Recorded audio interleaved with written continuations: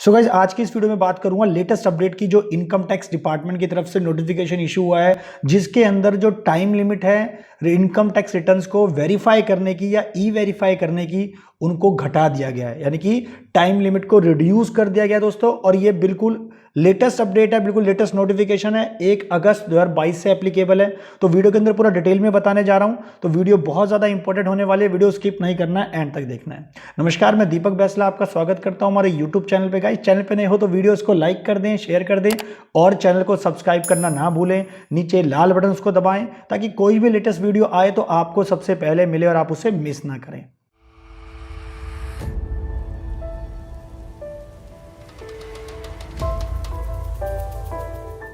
तो दोस्तों ये है हमारे पास नोटिफिकेशन नंबर 5 ऑफ 2022, यानी कि 5/2022 नोटिफिकेशन, बिल्कुल लेटेस्ट नोटिफिकेशन है।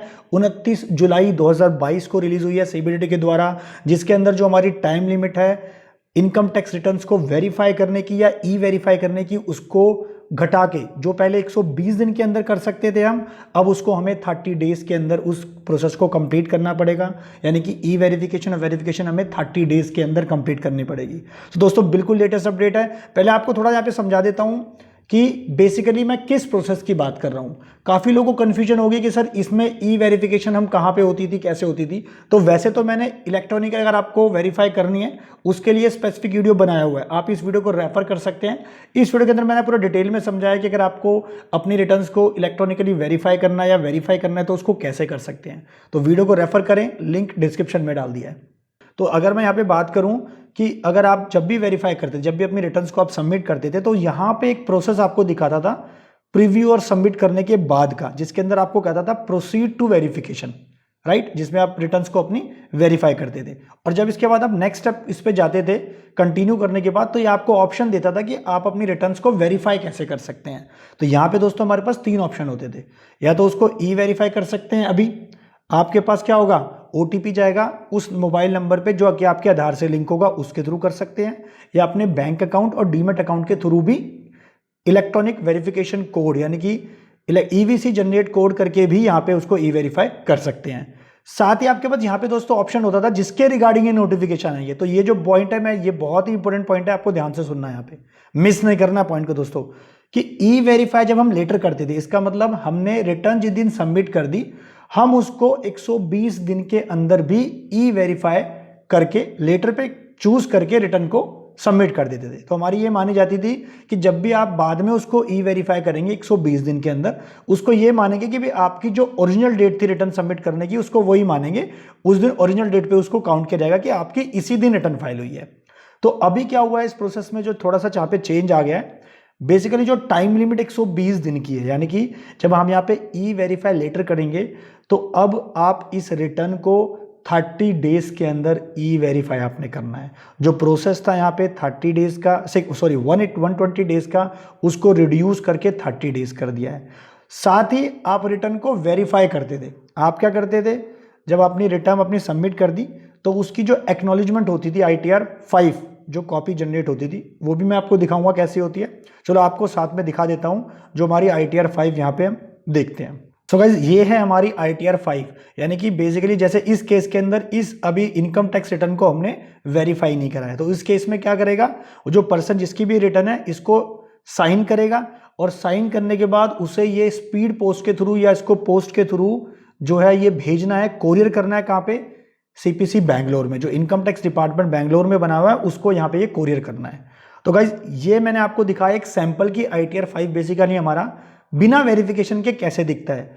अब जब वेरिफिकेशन कंप्लीट हो जाएगी, वेरिफिकेशन कंप्लीट होने के बाद चाहे उसने आपने ई वेरीफाई कर दिया है आधार के थ्रू, मोबाइल के थ्रू या फिर बैंक अकाउंट के थ्रू, या आपने वहां पे जो है उसको स्पीड पोस्ट के थ्रू कोरियर कर दिया है, तो उस केस में उसके बाद आपकी जो एक्चुअल एक्नॉलेजमेंट है हमारी ITR की, वो जनरेट होगी। तो इसका मतलब यहाँ पे ये हुआ कि जब हम वेरिफिकेशन करते हैं तो उसको ई वेरीफाई आधार के थ्रू भी कर सकते हैं, मोबाइल और बैंक के थ्रू।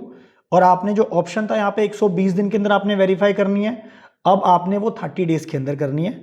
और ITR 5 आप उसको भेज सकते हो, जैसे मैंने आपको ITR 5 की अभी एक्नॉलेजमेंट दिखाई थी, आपने वो साइन करनी है और वो कोरियर करानी है इनकम टैक्स डिपार्टमेंट बेंगलुरु में। वो भी अब उसकी भी जो टाइम लिमिट दोस्तों यहाँ पे जो इंपॉर्टेंट पॉइंट है, वो भी घटा के 30 दिन कर दिया है। पहले वो भी आप देख सकते हैं 120 दिन होता था, लेकिन अब वो टाइम लिमिट जो है नोटिफिकेशन के हिसाब से वो हमारी टाइम लिमिट भी कितनी हो गई है।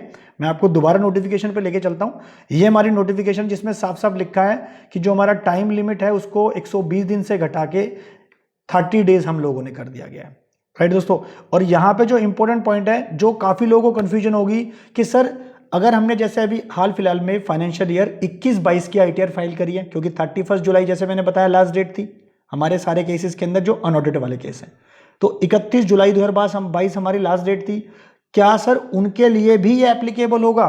क्या उनको भी 30 डेज के अंदर करना है? The answer is no guys, उनके लिए ये नोटिफिकेशन एप्लीकेबल नहीं है जिन्होंने अपनी 31 जुलाई तक ITR फाइल कर दी है। इसका मतलब उनके पास टाइम है, उनको E-वेरीफाई या वेरीफाई 120 दिन में ही करना है, यानी कि उनके पास समय है। लेकिन ये नोटिफिकेशन 1 अगस्त 2022 से एप्लीकेबल है, जिसमें साफ साफ लिख दिया गया है कि अगर आप 31 जुलाई के बाद यानी कि 1 अगस्त 2022 से अपनी ITR फाइल कर रहे हैं या उसके बाद आप कर रहे हैं, तो उस केस में आपको 30 डेज ही दिया जाएगा। और अगर आप 30 डेज में नहीं करते हैं, अगर आप 30 डेज में नहीं कर पाते हैं, तो गाइस 30 डेज के बाद आपको इंटरेस्ट और पेनल्टी देनी पड़ेगी, यानी कि वहां पे उसको लेट रिटर्न यहां पे मान लिया जाएगा। और दोस्तों आपको पता ही होगा काफी केसेस के अंदर बेसिकली अगर आप रिटर्न को E-वेरीफाई नहीं करते हैं, अगर आपका टाइम लिमिट जो 120 दिन का निकल गया या 30 डेज का निकल गया, तो उस केस के अंदर रिटर्न को डिफेक्टिव रिटर्न मान लिया जाता है,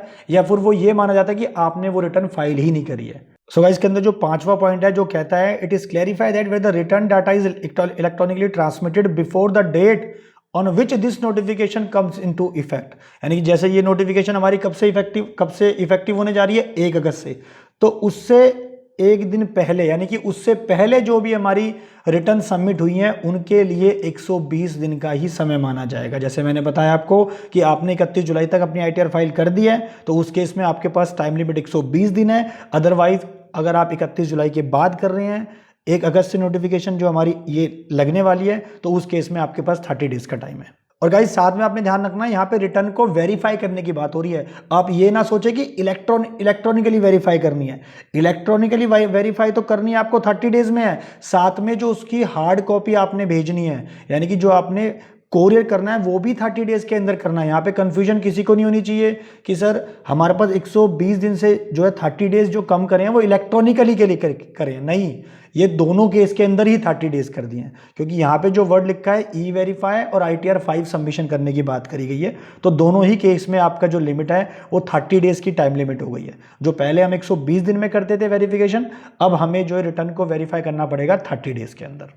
और जो इंपॉर्टेंट पॉइंट यहाँ पे ये है कि जिस दिन आप स्पीड पोस्ट करेंगे, जिस दिन आप कोरियर करेंगे, उस दिन की डेट से आपका यहाँ पे काउंट किया जाएगा 30 डेज का पीरियड। सो गाइस जस्ट एक क्विक अपडेट आपको देना चाहता था, बिल्कुल लेटेस्ट नोटिफिकेशन आई है, आपको लोगों को पता होना चाहिए। आशा करता हूँ वीडियो आपको पसंद आई होगी। अगर आपको इस वीडियो से कुछ भी क्वेरी है, कुछ भी सजेशन है, तो आप नीचे कमेंट बॉक्स में डाल सकते हैं, हमारी टीम आप तक पहुंचकर इसका अप्लाई करेगी। और दोस्तों इस वीडियो ने आपको कुछ ना कुछ एक वैल्यूएबल इन्फॉर्मेशन दी होगी, कुछ ना कुछ एक सोल्यूशन प्रोवाइड किया होगा। इसे दोस्तों इस वीडियो को हमारी लाइक कर दें, शेयर कर दें और चैनल को सब्सक्राइब करना ना भूलें। नीचे लाल बटन है उसको दबाएं ताकि कोई भी लेटेस्ट वीडियो आए तो आपको सबसे पहले मिले। Thank you.